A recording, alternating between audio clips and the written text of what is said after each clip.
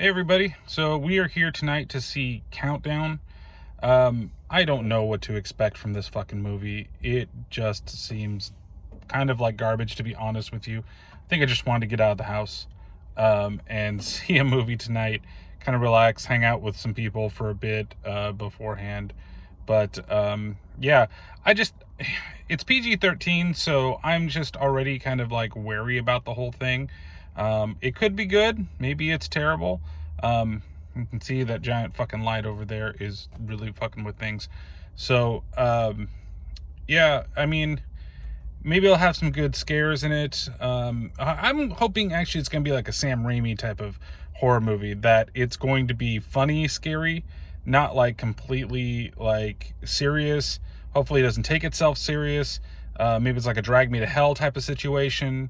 That's all I'm really hoping for. Just something that's kind of entertaining. And when I come back, either that or it's just going to be entertaining to talk about once everything is done. So I'll see when everybody else gets up here and maybe get a little reactions from people. And then hopefully, let you know how everything went at the end of the movie. So I'll talk to you in a bit. Look at these late motherfuckers over here. Oh, he's flipping me off. What's up? What's up, man? You guys expect anything exciting tonight? I'm just hoping for something enjoyable. Since, I found out it was PG-13 and the gore is going to be down. Oh, it's PG-13? Yeah. Yes, it's PG-13. Hi, Joey. Fucking traffic. Hi, Crystal. That's a big magnifying glass. Yes, it's a big magnifying glass over there. So you can tell when the movie's going to be great. The theater's absolutely empty. This is illegal. I'm not recording the screen. All right, so we're here. You did a countdown before we do the review for Countdown. So this is the ending review for Countdown, the killer app movie that's really based upon a Christian curse demon tale. Not about Christian. I think it was just more because it was with the whole thing with the gypsies. It's more of a gypsy curse. Do you think it's a gypsy curse and not necessarily demons? Well, They go to a Catholic guy. Gypsy, yeah, but you said Christian first, so yeah. Well, Catholic and Christian are the same demon, fucking thing. same thing, right? I mean, we saw Thinner. Yeah, we saw Thinner. That's right. Yeah. I wish, right? You know what I'm saying? Like, I know. Come on, hit me with that curse for a little while. Really? I could probably live off that curse for about 20 years. I can eat the pie. So, yeah. So we just saw the lovely movie Countdown. So initial thoughts. It wasn't that bad, but I wish, the main thing that, where they show in the commercial with the whole, It doesn't. maybe flip it this way. Flip it like a bitch. Yeah. I'm at the phone, but anyways. Oh. The whole thing, with the trailer, so it's no spoiler, right? Yeah. Is the feet thing where they flip the other way. That I thought was really cool. Yeah, I thought that was interesting. What I thought that was interesting with it is that everybody had some type of regret.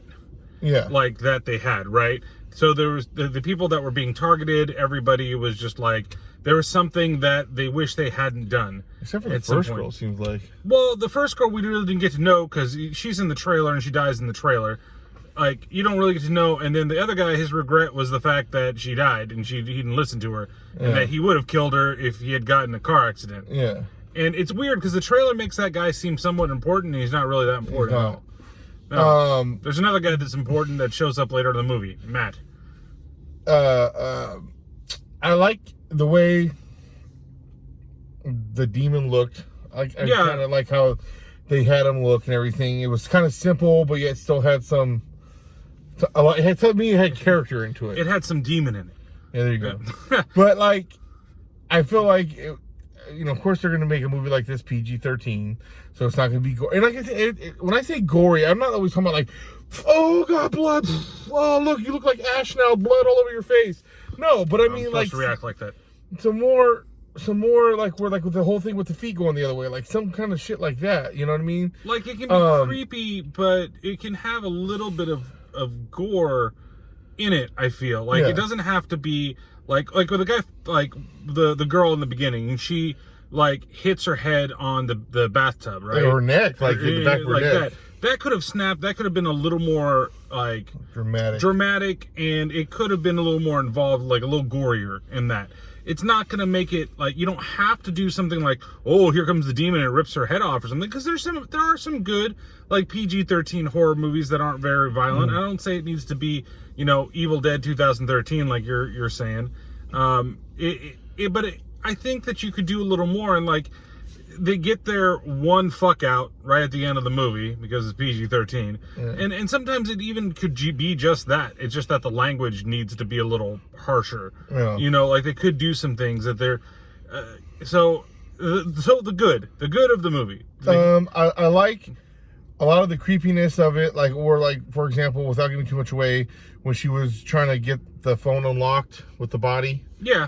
And like for example, she got a little scare, and she looks up and it's looking at her, whereas it was looking straight up. Like, I mean, stuff like that. There was a lot of that in the movie. Yeah, that kind of trying to get you to be scared. The tension, like the setup for tension things was decent, but the release wasn't very good.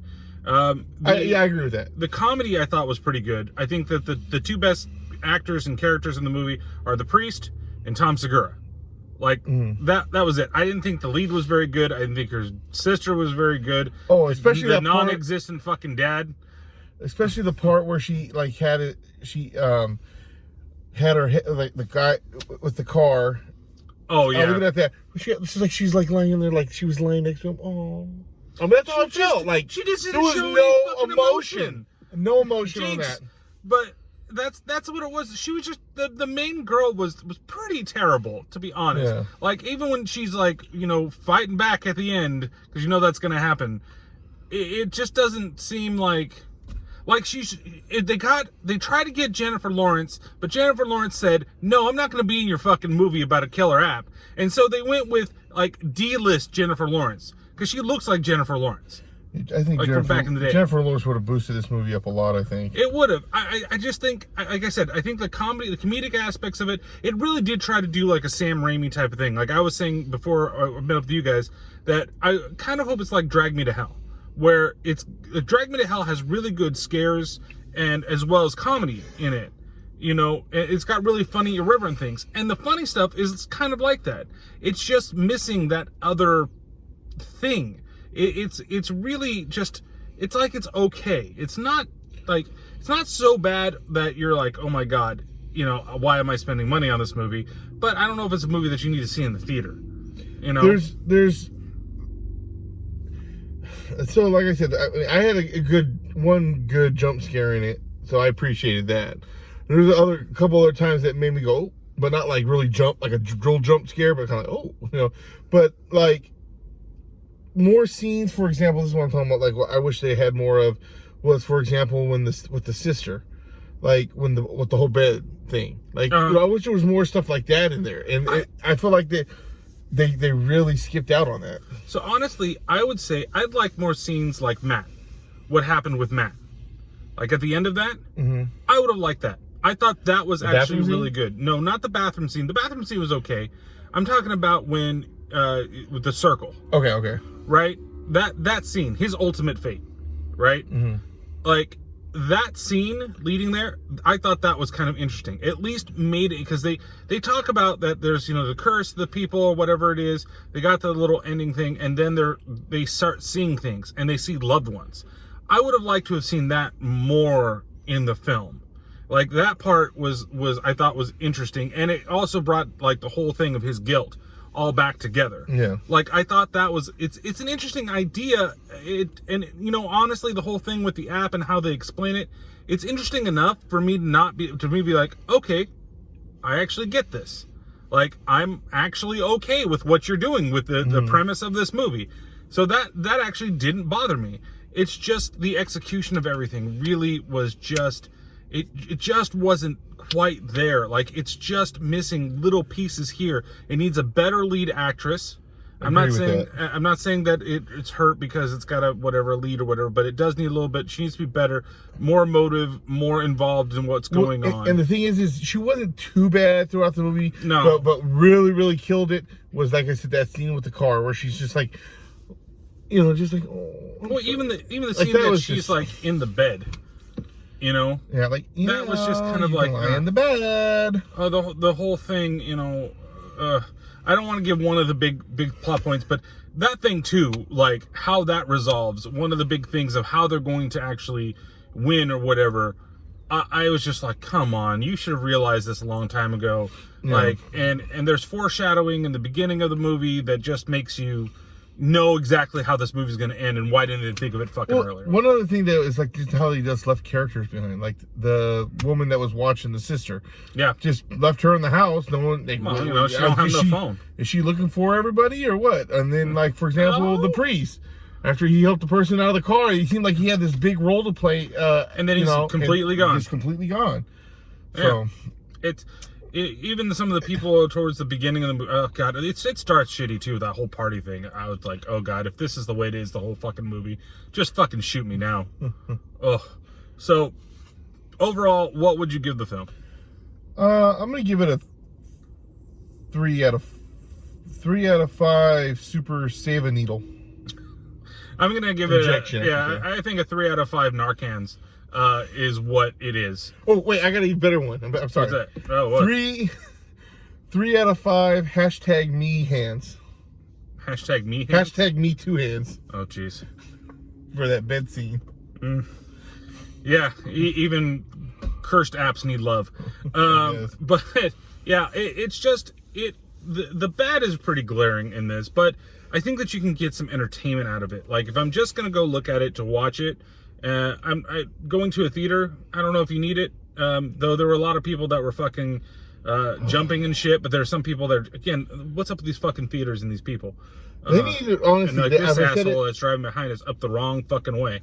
I've said this so many times that theaters need to have people in there to control these people. Like, it makes no sense to me why you know, just throw them in there and then never check on them. Like, I was at the Century Theater last night watching Zombieland 2, and someone would come in every once in a while, walk all the way up the stairs, wait a few minutes, come back down, like, you know, making sure people weren't talking or being stupid. What the fuck is this guy doing? That's what I'm saying. He came up our aisle, now he's parking over there, but that's beyond the point. But you know, these people just talking and being all there. I don't understand why you want to pay so much fucking money to sit there and fucking talk or be on your fucking phone. Yeah, it's just fucking There was somebody on their fucking phone in like the second row that I could see constantly looking at their fucking Instagram or where the fuck they're looking at. I feel like it's such an old man when I have to say shit like that. But it's honestly true. Go to the fucking movies. Don't waste your date's fucking time and money that they put down to have you go to this movie so that you can cuddle up next to them and hopefully get scared and then start making out with them at some point by opening up your phone and looking at your fucking Instagram the entire time. Whore. Or her time. Either or. Either way, whore. Hashtag whore. Hashtag whore. So, all right. So that's it then for this one. Looks like you think they wanted to make sure that there's a chance for a second one, huh? Yeah, they sure did. I gotta say though, I was surprised at some of the actors that were in it though. Like, I mean, the one chick was from Martin. The chick, I couldn't. I was like looking to see who she was. She was like, I was Martin. trying to figure out who she was. You're so familiar, and I don't know who the fuck you are. It reminded me of somebody else. It almost reminded me of Niecy Nash, but I'm like, it's not Niecy Nash. And then she was also in Wild Hogs. She played Martin Lawrence, which is funny because Martin Lawrence and Martin were always hate each other, but then they were married in that movie. And then the guy, the doctor, he was from there's one main thing I don't know about the doctor. You ever see Can't Hardly Wait? I have seen Can't Hardly Wait. He was the one, Mike, who broke up with Jennifer Love Hewitt. Oh. He was the boyfriend and then was trying to get back with her. Okay, I don't remember. Oh my god, man! Well, I mean, he looks like he's had some work done to his face. I'll tell you that. And then the one nurse that like with the kind of like poofy ash hairish kind of thing. He was the oldest son in The Middle. Okay, I never watched The Middle, so don't know what it is. And then of course you got Tom Segura. And then the sister, I recognize her for something too. There were some names that they were saying. I was reading the credits and I was like, I think I recognize that person. It's like the daughter of somebody.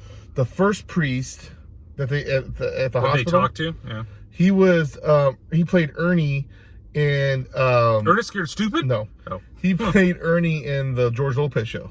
Okay. And I've seen him in a couple other things too, but that was like that's the main thing I remember from. All right, so I guess that's it for this review. With everything going, you got anything that you want to tell people about before we head out? Go check out the Paranormal Pativity podcast. You can find me on Twitter, Instagram, and IGTV at Paranormal Pat. It'll be down below. Oh, it's going to be down there below. So I'm not going to say shit, apparently. Ghost Podcast. Ghost Podcast. Woo. Yep, Terrible Terror Podcast. You know where to find it. You're watching the channel. If you're actually watching, it's down there too. Yeah, don't get in the way of this. Oh, okay. We'll see you later. Bye.